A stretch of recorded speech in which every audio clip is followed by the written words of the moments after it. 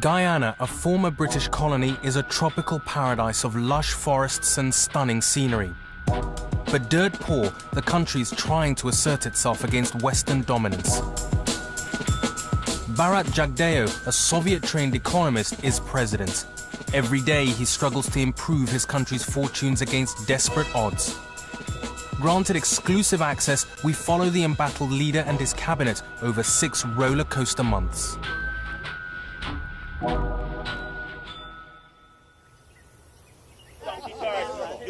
You're making excuses. I know him from small, you're a lazy man from since then. Since I know him from small. A lazy man from, you used to be in more. Lazy. Bharrat Jagdeo, the president of Guyana, is no ivory tower politician.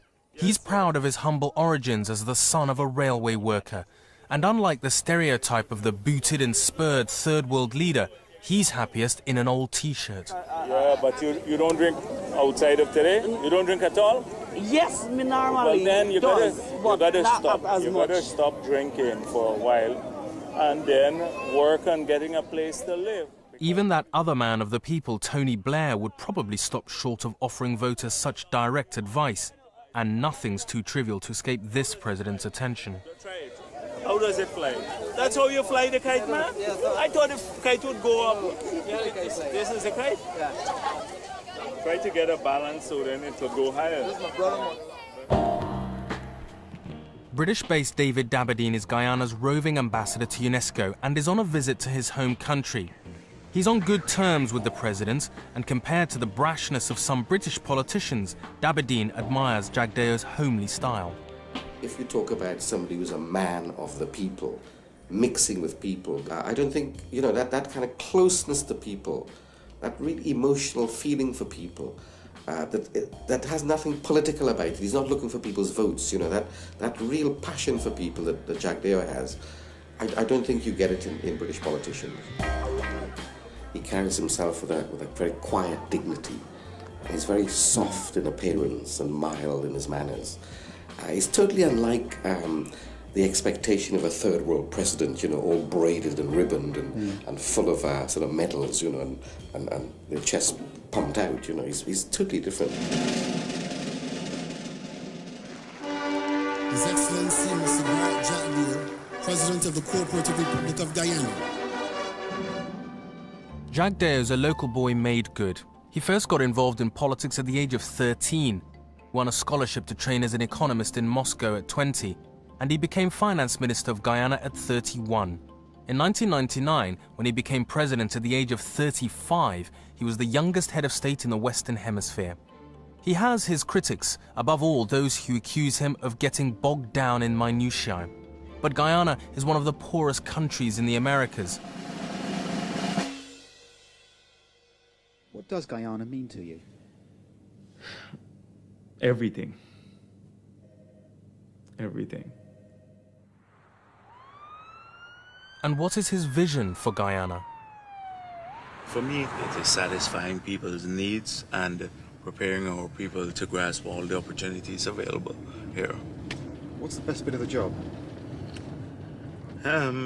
See the satisfaction of seeing policies make a difference in people's lives. What's been, do you think, your main achievement so far? By far, the reduction of the debt burden on this country. As you're aware, 10 years ago, 94% of revenue went to service external debt alone. Today, it's down to 20% of revenue. How long do you think you'll go on doing the job? Actually, I was reluctant to get into it in the first place. Yeah. And I'm not sure. I'm under a lot of pressure from my friends and the party to stay on for some time. But I want to do other things with my life. I want to teach. I want to pass on what I've learned in these years being in the cabinet, over 10 years, to maybe the future leaders of the country. If you hadn't got into politics, what do you think you'd have done? I would have been an economist. That's it. That's my first love. Yeah. until now, that's my first love. I still spend a lot of my time, in fact, I think too much time, on economic issues. Whenever the president is out and about, he attracts crowds of hangers-on. People want to talk to him, touch him, even just be near him. But above all, they want his help. Today, Jagdeo is on a walkabout near the village where he grew up, and this man, Krishna, is determined to get the big man's attention. Guyana is 6 feet under sea level, so the country is prone to flooding. To prevent this, there's a network of sluices and canals which drain water back into the sea. Krishna is the sluice operator in Jagdeo's village, and his sluice has silted up. If you're going to look in front of the door right now, you can get how the water going to go. Yeah. I will talk to the REO, but at the same time, people in the village, they have to have some responsibility. The village is flooding and its people are worried about the health hazards which inevitably accompany the rising water levels. When this place the water with the toilet and everything is one. It's everything. The people fall in all the time. They fall in a lot. The place aside is a swamp. This is one of the toilets. And this is one of the main streets in the village. These children are playing in a soup of sewage. But the sluice man Krishna isn't just worried about the build-up of silt. The local fishermen are destroying the sluice and the bridge by mooring their boats to them. They tie on the door. They tie on the door too? 6, 7 boats tying on the door. It's totally right. And we just use this bridge to try help clean this stuff. Where are we going to walk from now? But who are the people who own the boats? Let me have a chat with them. I went to my chocolate son-in-law. Yeah, because they would destroy everything. And then someone wants me to fix back the bridge. But if I fix it and they pull it down again. Right. But there's a kind of humility about him, you know, and about the whole government of Guyana. They really believe in being in direct contact with people and their problems. And that means, unfortunately, that a lot of his time, therefore, is taken up with relatively trivial matters that could be sorted out by other people. If you're going to look in front of the door right now, you can get an inch of water. And if they dig out, we're going to get good drainage. Yeah. You got the help. You got to help when it comes to help. So what you should do is to get everyone together, come together as a group, come and see me this week, and let's go through this. For President Jagdeo, taking on seemingly minor issues like the village sluice is par for the course. He sees it as a way of staying in touch with the voters. In countries like ours, we have to make ourselves available to the people. It keeps you humble, it keeps you focused on, you know, the issues that really matter at some level. And so that you never lose sight of those issues too, as you work on the larger issues of transforming the country. Next day, Krishna and a delegation from the village, dressed in their Sunday best, undertake the long journey to the capital, Georgetown, to meet the president formally.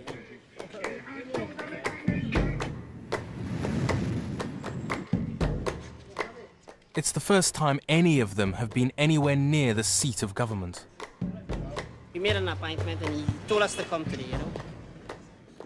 Obviously, the sluice is a crucial issue for the fishermen, but David Dabadine fears that Jagdeo is not prioritizing his time efficiently. If I had to say that the president had a weakness, I'd say that maybe it's because he cares too much for the minor and transient things. He pays too much attention to issues on the ground, and not enough to evolving a vision for the future of Guyana. The villagers are shown into the cabinet room, and a few minutes later the president arrives with half the cabinet in tow.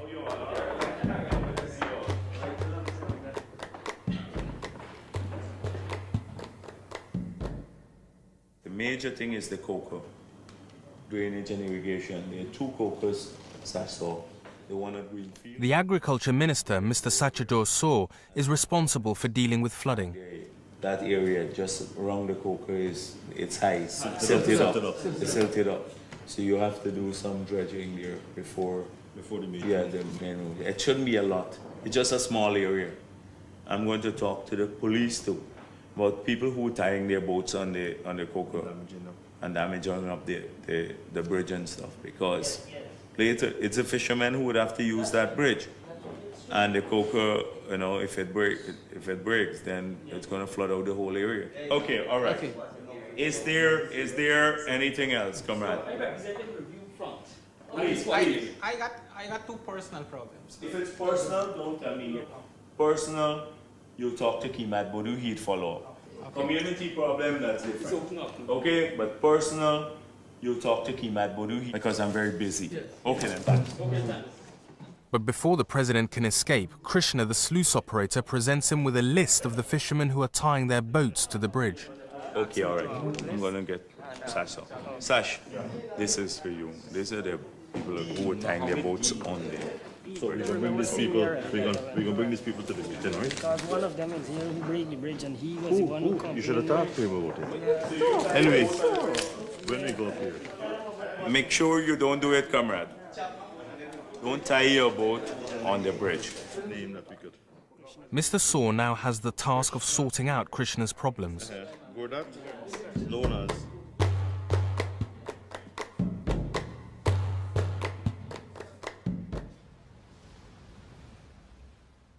Later that day, Ambassador Dabadine calls at State House, the president's official residence. Mrs. Thatcher famously only slept 4 hours a night. Like most heads of state, Mr. Jagdeo also works incredibly long hours with little time off. How does he cope? This is a job like any other job. You get up in the morning, you go to work, you work a long day, very little sleep, and you just have to deliver. You have to be at this all the time. There isn't much excitement and glamour to it once you get into it, and if you want to do it properly. And when people read about you in the newspapers, that the president is going to Russia and the president is going to Canada and so on, they probably think you have a wonderful time. Personally, I don't like traveling too much. You have to travel sometimes for 2 days to go to a meeting that would last 3 hours and then get back home. You never even see the place. I'm not saying that there aren't benefits to this job too.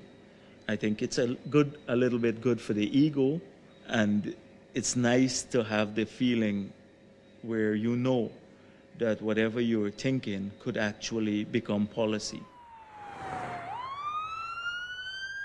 One of the ways the president escapes from the cares of office is to make all too rare visits to the village where he spent his childhood. Here, surrounded by bodyguards, he relaxes at the family home. Here it's different from Georgetown. It's much more peaceful. My whole childhood was in this area, so all the memories, were situated in this environment. You almost didn't have individual parents because the community took care of the children. So if I go swimming in the trench, then they would just, they would scold me. Anyone could just come and say, get out of the trench. And you had to plead with them not to tell your parents because you get punished twice. Well, he comes from a relatively poor community, and he remembers his humble upbringing. He remembers the humility of that, and his closeness to the land. His people were, his parents and grandparents worked the land as peasant farmers, So he's always had this kind of a passionate and vivid attachment to the land. Back in Georgetown, another delegation is pitched up outside the presidential compound, demanding to see Mr. Jagdeo. This kind of ad hoc visitation is not unusual in Guyana, but is hugely distracting.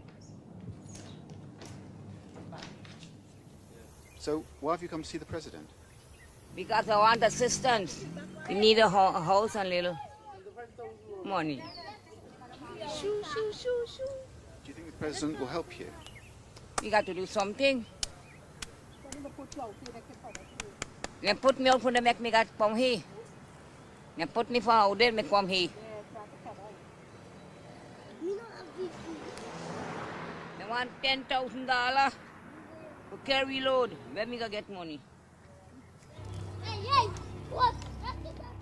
These people are squatters. 30 families have built their homes here on the edge of Georgetown, next to a rubbish tip and a burial site. When it floods, human and animal waste spills over the land. Very hard, very, very hard. My children and all always get sick because the house is low. Very hard. Come in, no problem. You see how you stay? Look. When the rain fall, I just got to open the umbrella and sit on the bed. Look. See? So the rain comes straight in, does it? Right. They don't know how the head thing. They used to rent house at Better Hope, and the people had to throw them out with them bungalows, and they call them nest. In this desperately poor community, tensions often run high. Today, a fight has broken out over the right to occupy one of these squalid shacks.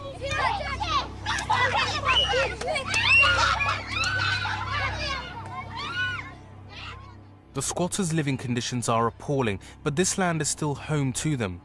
Now the government wants to evict them in order to extend a nearby airport.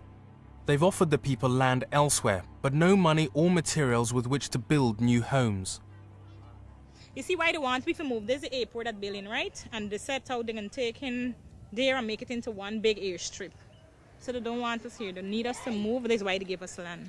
We need some assistance to move the house, buy some material, right? The furious squatters remain outside the president's office and refuse to budge. 5 hours they sit in the sun, waiting and waiting. All right, I'll deal with the other stuff a bit later. As ever, Mr. Jagdeo has a full diary for the day, but he's made time to meet the squatters. He asks the housing minister, Sheikh Baksh, to come with him, and even the local news media are invited. If we he speaks and then he go to the room. We can't give no assistance. The government is not for that. So we decide to come to you because for the little help. The help. That's personally about the finance. We really need the finance. We're poor people living in the area. Everybody. The least churn in there, everybody have is about 4, 7. That's the least. What do you see as assistance? Any finance. Yeah, do something. By tomorrow, I'm going to talk to the Minister of Human Services so you can get some assistance. Yes. But if you get the assistance, you gotta move quickly because we gotta get it. We gotta get the airport. We gotta get that airport built too. When do you want to move? Oh, okay. The president and the housing minister discuss strategy. Should they give the squatters materials or money? Give them money and then let them move because they buy their own material. Because if you get involved in providing material and stuff, that's going to be a lot of problems. Okay, but look at the implications for the squatters too. Yeah, I know. Because you're moving to your own place. They were very cooperative. All right, okay, you're going to get the assistance. Yes. I'm going to make sure before maybe the end of the week or so, because if they have to release money, okay? All right then, okay, I see you all. All right? Okay then. Yes, they're going, someone would, in fact, through my staff, Mr. Budu, he's going to get in touch with you and tell you exactly what you're going to get. Yeah, I have to talk to a few people. All right, okay, all right. Yeah. Yes, so. You have telephone in that area too? Not really. In the burial ground? The squatters leave happy that they've won the promise at least of some help. Sheikh Baksh, the housing minister, explains the resettlement policy to the waiting media and can't resist adding a bit of spin. Apparently, the offer to the squatters was all part of a wider government plan. Again, this is a part of the government's program of regularizing squatters and relocating squatters from areas such as burial grounds and canal zones. And we're providing some assistance to them. This would be one of the success cases, I feel, of relocation of squatters from environmentally bad areas to sound housing development. Back in the flooded village, Krishna has to get up to close the sluice gate against the tide. But the sluice still hasn't been dredged, so he can't prevent water from inundating the village.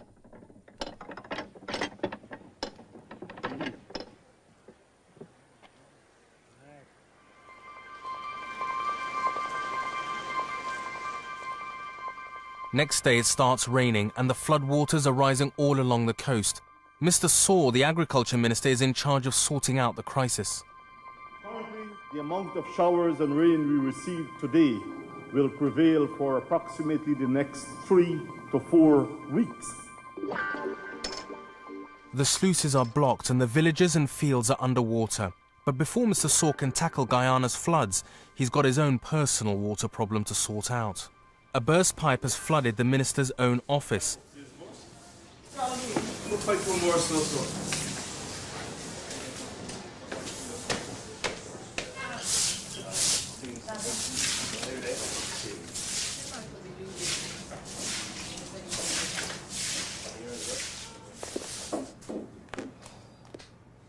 Where's the permanent secretary?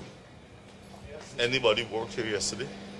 Not as far as I'm aware. Offices were locked? Yes. All right. Well, in that case, if there's an accident, all right, shift all my meetings upstairs here. His staff have to find another room for him quickly as he has a full program ahead of him. Like many ministers in Guyana, Mr. Saw holds a weekly surgery. Krishna wants to see him urgently about the lack of progress on the dredging of his sluice. But first, he has to endure a tirade from a persistent complainant, Mr. Ross, who thinks he's owed land by the government in a dispute going back over 20 years. Anyway, yes. Mr. Ross, how can I help you today? Well, me want me land and me can't last me land, them just go take me land them same way so.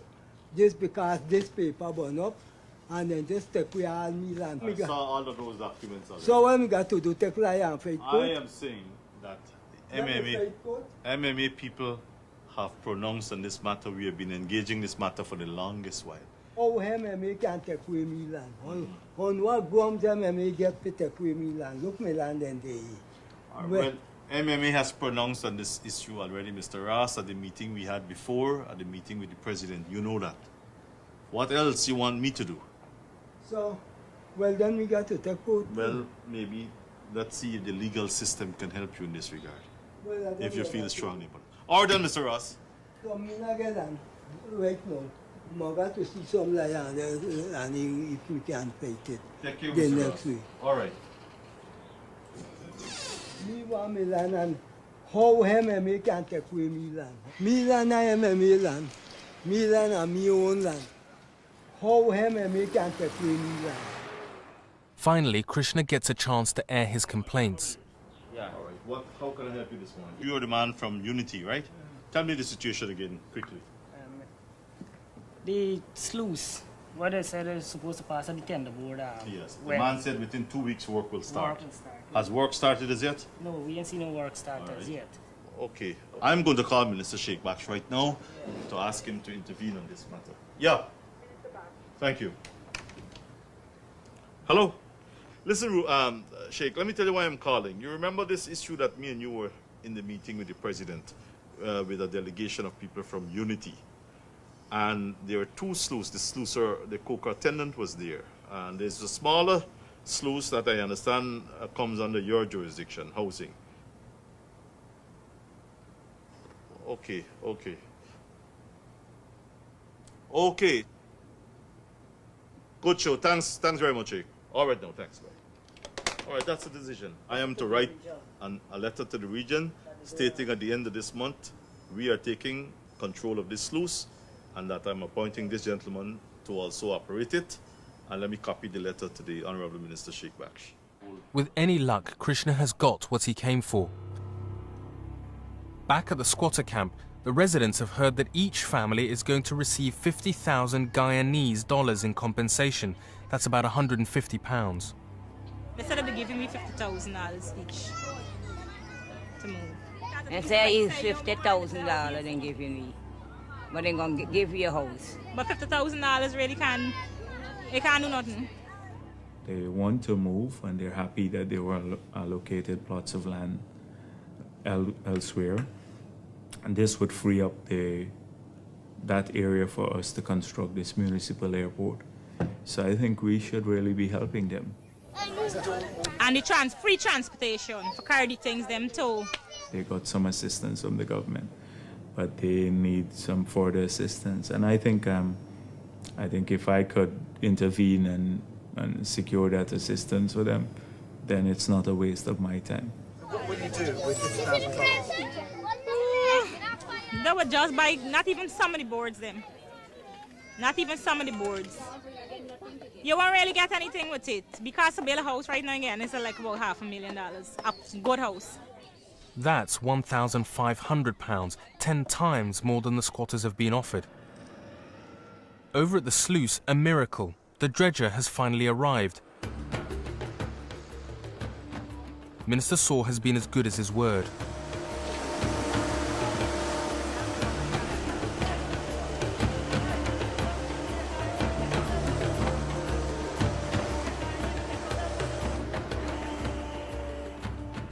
I don't think very soon a day will come when any one of us can stand up and say, well, listen, we have licked flooding. There is going to be no other flooding in Guyana, no more flooding, no breach of the seawalls, nothing of this. I don't think that will come. But there's a snag. Something has got caught in the gate and it won't close. The water is filthy, but Krishna grits his teeth and prepares to take the plunge. Some obstacle went to the bottom of the door or something and get in the water. So they tried to get it out there today.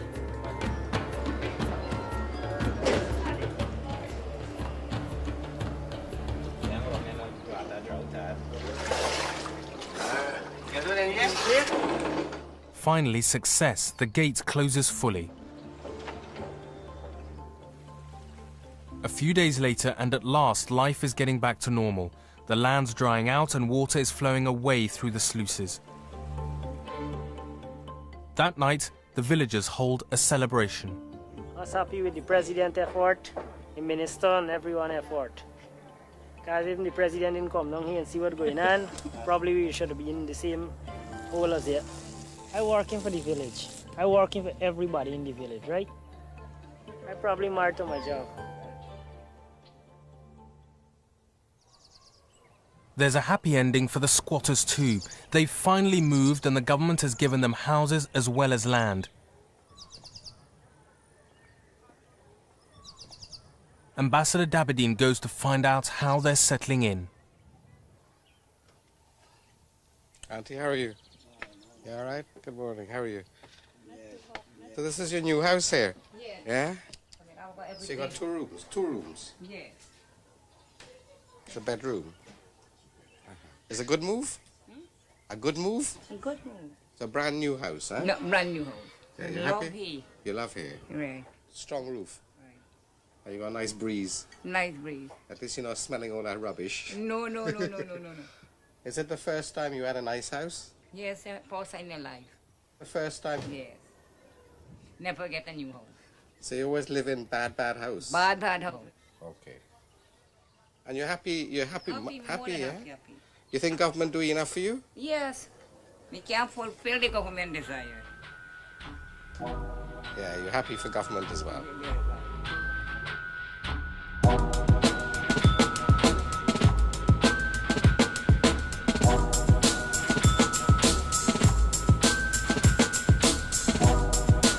President of Guyana goes walkabout and gets drawn into a water crisis.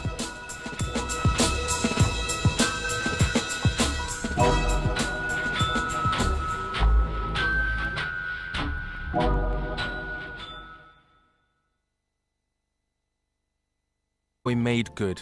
He first got involved in politics at the age of 13, won a scholarship to train as an economist in Moscow at 20, and he became finance minister of Guyana at 31.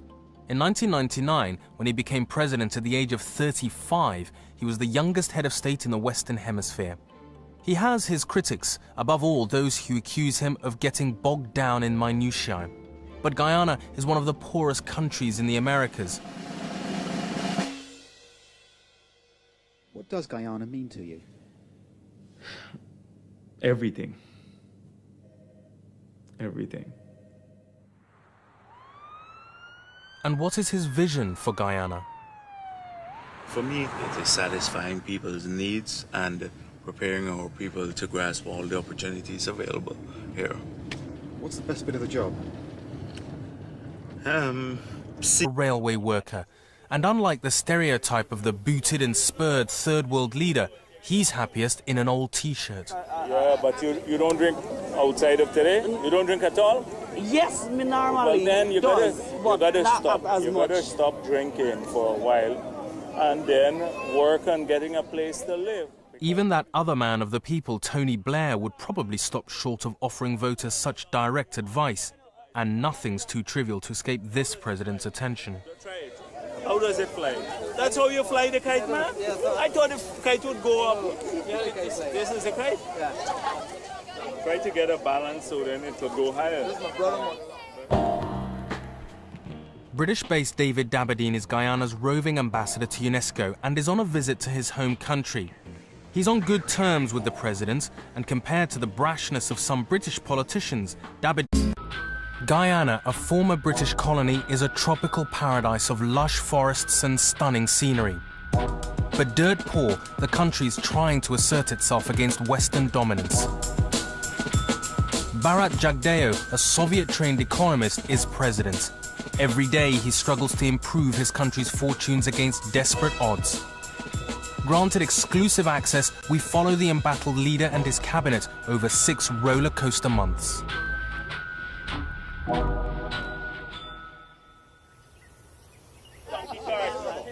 You making excuses. I know him from small, you're lazy man from since then. Since I know him from small. A lazy man from, he used to be in more. Lazy. Bharrat Jagdeo, the president of Guyana, is no ivory tower politician. He's proud of his humble origins as the son of a Dean, admires Jagdeo's homely style. If you talk about somebody who's a man of the people, mixing with people, I don't think, that kind of closeness to people, that real emotional feeling for people, that has nothing political about it. He's not looking for people's votes, that real passion for people that Jagdeo has. I don't think you get it in British politicians. He carries himself with a very quiet dignity. He's very soft in appearance and mild in his manners. He's totally unlike the expectation of a third world president, all braided and ribboned and full of sort of medals, and their chest pumped out, he's totally different. His Excellency Mr. Bharrat Jagdeo, President of the Cooperative Republic of Guyana. Jagdeo is a local boy. The satisfaction of seeing policies make a difference in people's lives. What's been, do you think, your main achievement so far? By far, the reduction of the debt burden on this country. As you're aware, 10 years ago, 94% of revenue went to service external debt alone. Today, it's down to 20% of revenue. How long do you think you'll go on doing the job? Actually, I was reluctant to get into it in the first place. And I'm not sure. I'm under a lot of pressure from my friends and the party to stay on for some time. But I want to do other things with my life. I want to teach. I want to pass on